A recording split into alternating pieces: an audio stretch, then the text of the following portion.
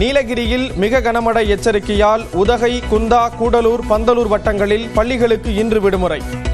கோயம்புத்தூர் மாவட்டம் வால்பாறையிலும் பள்ளிகளுக்கு மட்டும் விடுமுறை. நீலகிரி மாவட்டம் அவலாஞ்சியில் ஒரே நாளில் 19 சென்டிமீட்டர் மழை பொழிவு. ஆர்ப்பரித்து கொட்டும் பந்தலூர் நீர்மட்டம் பகுதி அருவி.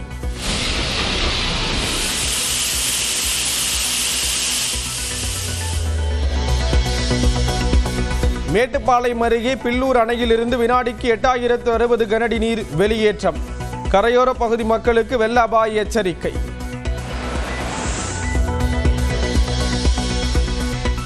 இஸ்ரேல் தாக்குதலில் ஈரான் உளவுப்பிரிவு தலைவர் உயிரிழப்பு.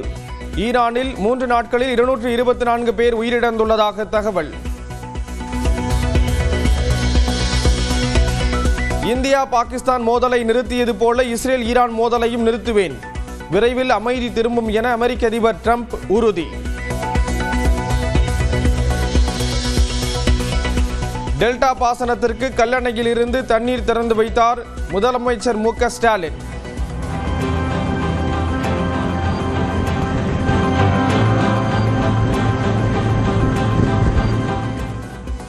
தஞ்சையில் ரோட் ஷோ சென்று கருணாநிதி சிலையை திறந்து வைத்தார்.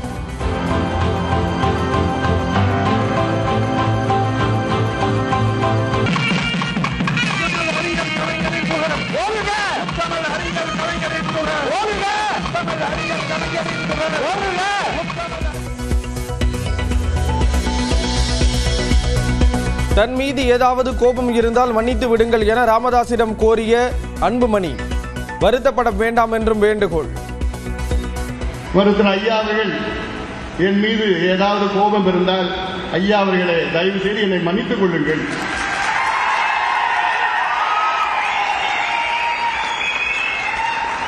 தந்தையிடம் மன்னிப்பு கேட்பது ஒரு பெரியதல்ல. ஐயா அவர்களே வருத்தப்படாதீர்கள், கவலைப்படாதீர்கள், கோவப்படாதீர்கள்.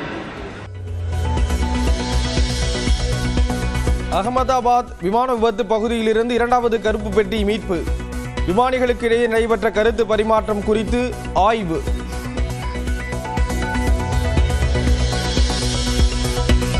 புனே அருகே ஆற்று வெள்ளத்தில் அடித்துச் செல்லப்பட்ட இரும்பு பாலம். தண்ணீரில் மூழ்கி 4 பேர் உயிரிழப்பு.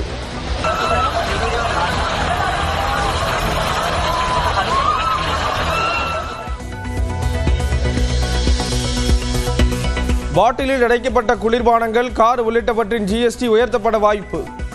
வரி விகிதங்களை மாற்றி அமைக்கலாமா என்றும் ஜிஎஸ்டி கவுன்சில் பரிசீலனை.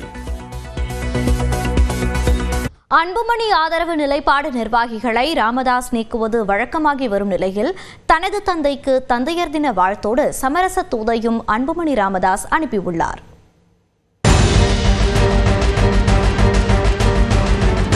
என் மீது ஏதாவது கோபம் இருந்தால் ஐயா அவர்களே தயவு செய்து என்னை மன்னித்துக் கொள்ளுங்கள். தந்தையிடம் மன்னிப்பு கேட்பது ஒரு பெரியதல்ல.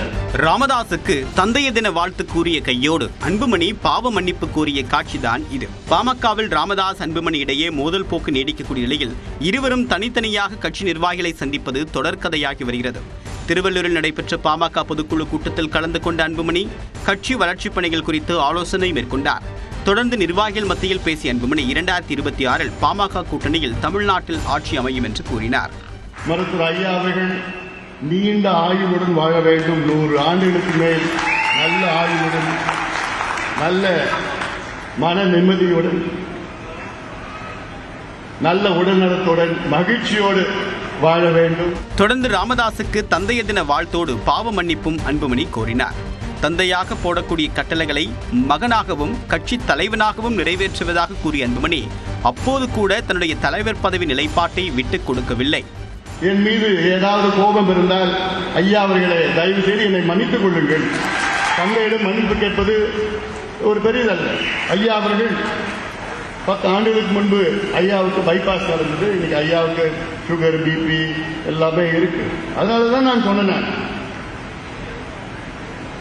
நீங்க நல்லா இருக்கணும், நல்ல உடல்நலத்தோட இருக்கணும், டென்ஷன் ஆகாதீங்க. நீங்க சொல்லுங்க, என்னென்ன செய்யணும்னு சொல்லுங்க. ஒரு மகனாக, கட்சியின் தலைவராக அப்படி டக்கு டக்கு சொல்லிட்டு செய்யலாம். தொடர்ந்து மாலையில் மதுராந்தகத்தில் நடைபெற்ற கூட்டத்தில் பேசிய அன்புமணி, ஆளுங்கட்சியின் வயிற்றெரிச்சலால் உருவான கண் திருஷ்டிதான் தற்போதைய பிரச்சினைக்கு காரணம் என்றார். எல்லாம் இந்த மாநாட்டை வியப்பாக பார்த்தார்கள். குறிப்பாக ஆளும் கட்சிக்காரங்களாம் வயிற்றெரிச்சல் உள்ளது. அந்த வயிற்றெரிச்சல வந்த திருஷ்டின்னு நினைக்கிறேன். இதனிடையே விழுப்புரத்தில் செய்தியாளர்களை சந்தித்த வன்னியர் சங்க தலைவர் அருள்மொழி, கூட்டம் போட்டு கேட்கக்கூடிய மன்னிப்பை அன்புமணி நேரில் வந்து கேட்கலாமே என்றார். அன்புமணி ராமதாசன் நேரடியாக பகிரங்கமா மன்னிப்பு கேட்டிருக்கேன். நான் அப்பா கிட்ட மன்னிப்பு கேட்டுக்கிறேன் பேசியிருக்கிறேன். அது வரவேற்க தகுந்தது. வந்து நேராக கேட்க வேண்டித்தானே. இதெல்லாம் ஒருபுறம் இருக்க, தன்னுடைய வழக்கமான கட்சி நிர்வாகிகளை மாற்றக்கூடிய பணியில் இந்த முறை பாமக பொதுச் செயலாளர் வடிவேல் ராவணனை நீக்கிவிட்டு முரளி சங்கரை நியமித்து ராமதாஸ் உத்தரவிட்டார். அதே நேரம் அன்புமணியின் தலைமையின் கீழ் பாமக பொதுச் செயலாளராக தான் தொடர்வதாக ராமதாஸுக்கு வடிவேல் ராவணன் பதிலளித்துள்ளார். நாங்க பொதுச் செயலாளர் தாங்க இருக்கிறேன். பொதுச் செயலாளராக நான் இருக்கிறேன். அன்புமணி தலைமையின் கீழ் நான் பொதுச் செயலாளர். சட்டமன்ற தேர்தல் நெருங்கக்கூடிய நேரத்தில் பாமகவில் இரட்டை தலைமை பிரச்சினை எழுமா என்ற அச்சத்தில் கட்சி நிர்வாகிகள் மற்றும் தொண்டர்கள் உள்ளனர். மகாராஷ்டிரா மாநிலம் புனேவில் ஆற்றுப்பாலம் இடிந்து விழுந்ததில் சுற்றுலா பயணிகள் நீரில் அடித்து செல்லப்பட்டனர். விடுமுறையை கொண்டாட வந்தவர்களுக்கு நேர்ந்த கொடூரத்தின் பின்னணி குறித்து விவரிக்கிறது இந்த செய்தி தொகுப்பு.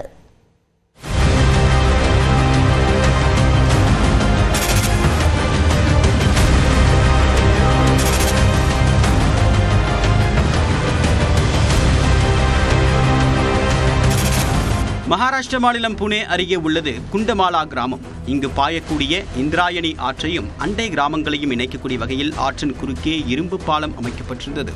ஆற்றின் கரையோர கிராமங்களை சேர்ந்த பொதுமக்கள் மற்றும் விவசாயிகள் இந்த பாலத்தை பயன்படுத்தி வந்தனர். இந்நிலையில் புனே சுற்று வட்டாரத்தில் கடந்த சில நாட்களாக பெய்த கனமழையால் இந்திராயணி ஆற்றில் வெள்ளப்பெருக்கு ஏற்பட்டுள்ளது.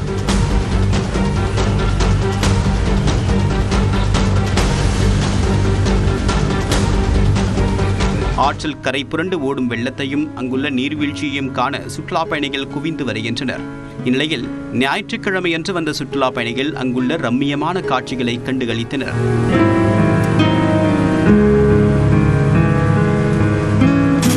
அளவுக்கு அதிகமாக சென்ற தண்ணீரால் உருவான அழுத்தம் மற்றும் பழமை காரணமாக திடீர் சத்தத்துடன் பாலம் இடிந்து விழுந்தது.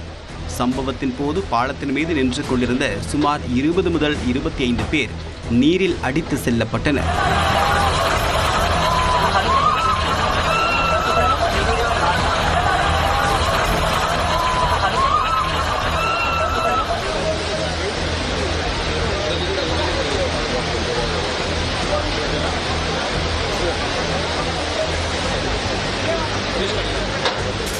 இது குறித்து தகவல் அறிந்து சம்பவ இடத்தில் மீட்புப் பணியில் ஈடுபட்ட தீயணைப்புத் துறையினர் 4 பேரின் சடலங்களை கைப்பற்றினர்.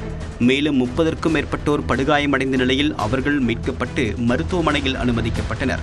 விபத்து நடைபெற்ற இடத்திற்கு நேரில் சென்று பார்வையிட்ட திரிணாமுல் காங்கிரஸ் எம்பி சுப்ரியா சுலே மருத்துவமனையில் சிகிச்சை பெறுபவர்களுக்கு ஆறுதல் கூறினார். The entire all the hospitals teams are overworking and trying their best to give confidence to every family. By God's grace, we have a lot of people, but most are not hurt as badly as we thought. So we are all praying and trying our best to serve everyone. நிலையில் பால விபத்தில் உயிரிழந்தவர்களுக்கு மகாராஷ்டிரா முதலமைச்சர் தேவேந்திர பட்னவிஸ் இரங்கல் தெரிவித்தார். மேலும் உயிரிழந்தோரின் குடும்பத்தினருக்கு தலா 5 லட்சம் ரூபாய் நிவாரணம் வழங்கப்படும் என்றும் அறிவித்துள்ளார்.